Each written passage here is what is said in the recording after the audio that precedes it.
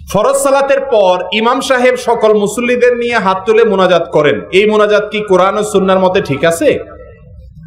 ভাইরা আমার, ইমাম সাহেব সালাম ফেরানোর সঙ্গে সঙ্গে, মুক্তাদি সালাম ফেরানোর সঙ্গে সঙ্গে ইমাম এবং মুক্তাদির সাথে সম্পর্ক শেষ। নবী সাল্লাল্লাহু আলাইহি সাল্লাম বলেছেন, সালাতের শুরু হলো তাকবীর দিয়ে আর সালাত শেষ হয় না মোনাজাত দিয়ে? সালাম দিয়ে শেষ হয় না মোনাজাত দিয়ে শেষ হয়? আসসালামু আলাইকুম ওয়া রাহমাতুল্লাহ, আসসালামু আলাইকুম ওয়া রাহমাতুল্লাহ, নামাজ শেষ। ঠিক না বেঠিক? কিন্তু এরপরেও ঠিক বললে কি হবে? আমরা বসে থাকি। ঠিক না বেঠিক? বসে থাকি। ইমাম সাহেব হাত তুললে যদি কেউ নাও তোলে তারে গুতা মারি সাইড দিয়ে, মানে ইমাম সাহেব তুলছে তুমি বসে আছে কেন? আবার ইমাম সাহেব নামানোর পরে যদি নামাতে কেউ দেরি করে তারও আবার গুতা মারে, এই তাতাই নামা, ইমাম সাহেব নামায় ফেলছে। ঠিক না বেঠিক? ভালো করে শুনে রাখেন, সালাম ফিরে ফেলছেন, ইমামের সাথে মুক্তাদির কোনো সম্পর্ক নেই। বাস। আমাদের নবী সাল্লাল্লাহু আলাইহি সাল্লাম 10 বছর মদিনায় ইমামতি করছেন। এই 10 বছরে 18,000 ওয়াক্ত নামাজের ইমামতি করছেন। তার ওয়াফাতের পরে 4 খলিফা মিলায়া 30 বছর খেলাফত করেছেন। এই 30 বছরে 18 করে 10 বছরে হলে এর সাথে আরো 3 গুণ যোগ করেন, প্রায় 76,000 ওয়াক্ত নামাজ 4 খলিফা এবং আমাদের নবীজি ইমামতি করে পড়াইছেন, কম বেশ। এই নামাজের কোথাও তারা সাহাবীদেরকে সাথে নিয়ে সালাম ফেরানোর পরে হাত তুলে সবাই মিলে একসাথে দোয়া করছেন, এরকম কোন জাল হাদিসও নেই।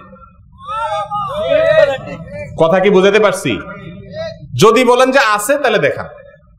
একটা হাদিস আছে, একটা হাদিস আছে, একজন সাহাবী তার নেতৃত্বে কিছু সাহাবীরা সফর থেকে আসতেছেন, হঠাৎ করে তাদের সামানা ইত্যাদি হারায় গেছে।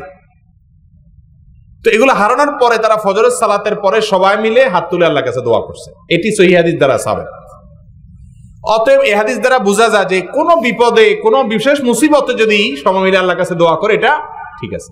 কিন্তু এটাকে সিস্টেম বানায় নেওয়া, 5 ওয়াক্ত নামাজের পরে সবাই মিলে মুনাজাত করা, আর মুনাজাত না করলে ইমামের চাকরি না থাকা, বা এটা নিয়ে গন্ডগোল ফাসাদ করা, এটার কোনো সুযোগ নাই।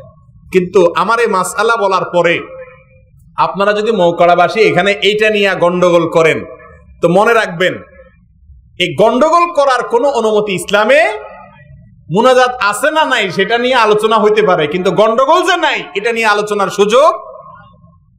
যে সমস্ত ভাইয়েরা মুনাজাত করছেন, আল্লাহর ওয়াস্তে তাদেরকে বেদাতি বলে ট্যাগ দিয়ে শত্রুতা করে তাদের বিরুদ্ধে করে নোংরামি এবং নিজেদের ভিতরে দলাদলি এগুলা করতে যাবেন না। সুন্দরভাবে পারলে বুঝান, কেউ না মানলে সেটা নিয়ে বাড়াবাড়ি করতে যাবেন না।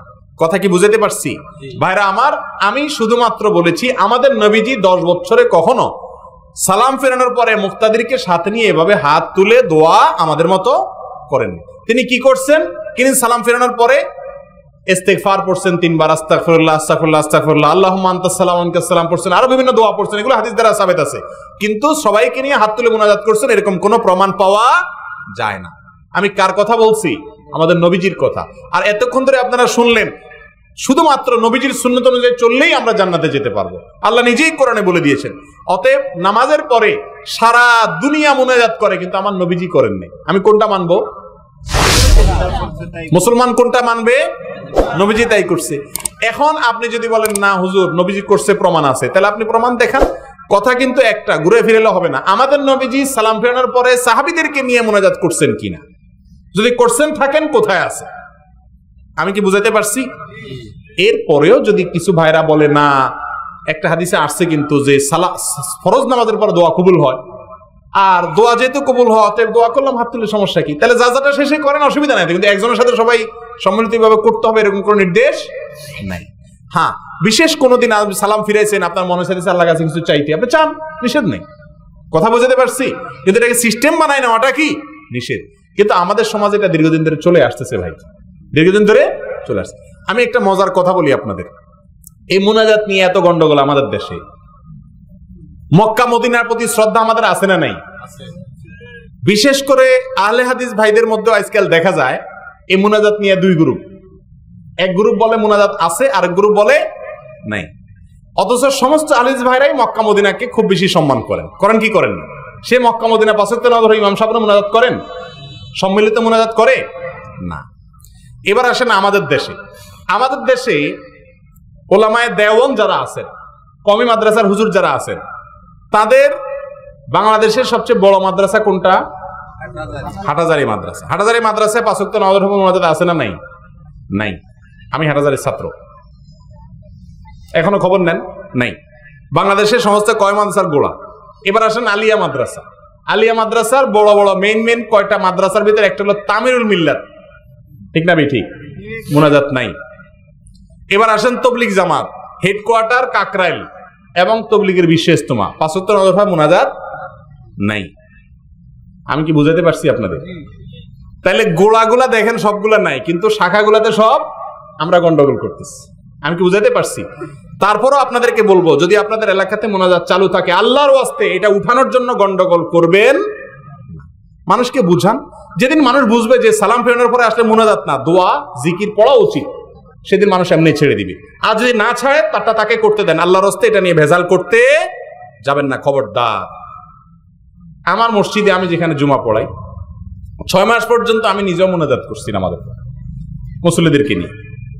কেন করছি? কারণ আমি যদি বুঝাই, এখন এরা বুঝবে না।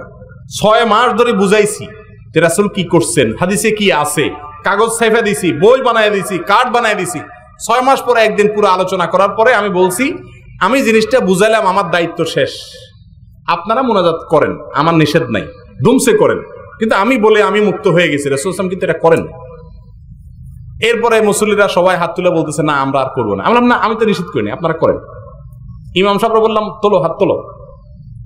এখন ইমাম সাহেব তুলছে, কেউ আর তার সাথে তোলে। আলহামদুলিল্লাহ এমনি উঠে গেছে।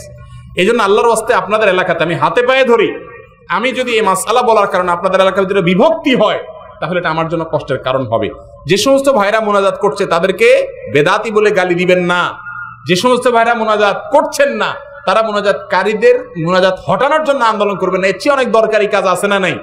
এর চেয়ে অনেক বড় কাজ আছে না নাই? আরে ভাই, যে তো মোনাজাত করতেছে, তো নামাজ পড়তে আসে, আর ম্যাক্সিমাম যে নামাজে পড়তে আসে নাই। মাথা ব্যথা কোনটা নিয়ে হওয়া উচিত? ওই মোনাজাত আলার মোনাজাত ছুটানোর গুরুত্ব বেশি, নাকি বেনামাজের নামাজি বানানোর গুরুত্ব বেশি? তাহলে মসজিদে কেন গন্ডগোল করতে আসে? যে মসজিদে মোনাজাত করতেছে মানুষ, আরে এই লোকগুলো তো নামাজ পড়ছে, যে নামাজই পড়তেছে না, এতে ইসলাম থেকে খারিজ হওয়ার অবস্থা। আপনি তাকে নিয়ে কেন চিন্তা করতেছেন না? ওই মোনাজাত উঠানোর জন্য এত পেরেশানি কেন? আমি কি বুঝাতে পারছি? সুন্নাহ অনুযায়ী আমরা চলবো, সুন্নাহর খেলাফ কাজ আমরা করব না। কিন্তু অন্য ভাইদেরকে সংশোধনের নামে তাদের সাথে আমরা গন্ডগোল, ফাসাদ, ঝামেলা, বিভক্তিতে যাব না। আল্লাহ তাআলা আমাদের বুঝার তৌফিক দান করুন।